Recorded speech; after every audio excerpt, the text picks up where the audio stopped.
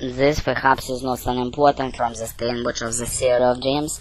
A recollection from the dream of early childhood was the root of the wish when the dreamer was a child, but exactly when cannot he definitely admit. She heard that her mother during her pregnancy, which she was the outcome, had fallen to profound emotional depression, had passion to wish for the death of the child in the womb. Having herself grown up and become pregnant, she was only followed the example of her mother.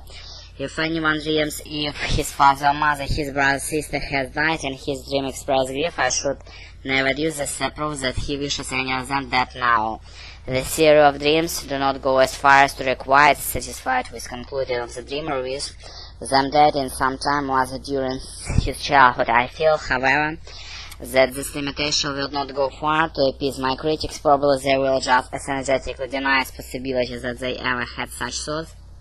They protest that they do not harbor them now. I must therefore reconstruct a portion of submerged entire psychology on the basis of the evidence and present. Let us first consider the relationship of children to their brothers and sisters. I do not know why we presuppose that it must be a living one, since example of empty among adult brothers and sisters are frequent in everyone's experience, and since we are so often able to reflect that estrangement originated during childhood has always existed. Moreover, many adults who today devote to their brothers and sisters and support them adversely with them and almost conscious end during their childhood. The elder child who ill-treated the younger, slandered him and robbed his toys, and the younger was consumed with helpless fury against the elder, envied and feared him. Their impulse towards him, liberty, first revolts, and justice were directed against his oppressor. The parents say that the children do not agree and cannot find the reason for it. It's not difficult to see that the character, even the well-behaved child, is not the character we should wish to find in an adult. The child is absolutely egoistical, feels he wants acutely and strives remorse to satisfy them, especially against competitors, as the children first of all against brothers and sisters.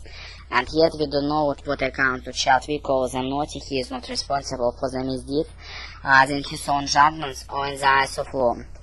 As this as it should be, for many we may expect that within the very period of light we record as childhood, at least campus morality to elevate in little egoist, and that in the world of matter, secondary ego will overlay and inhibit the primary ego. Morality, of course, does not develop simultaneously in all its department, and for the most the duration of a moral period of childhood differs in different individuals. Where the morality fails to develop, we prone to speak of degeneration, but there is a case, obviously one of arrested development. Where the primary character is already overlaid for the later development, it may list partially uncovered again by a check of hysteria. The correspondence between so-called hysterical character and that of naughty child is positively striking. The obsessional neuros, on the other hand, corresponds to supermorality, which develops a strong hatefulness against the primary character that is threatened to revive. Репетиторы по Скайпу.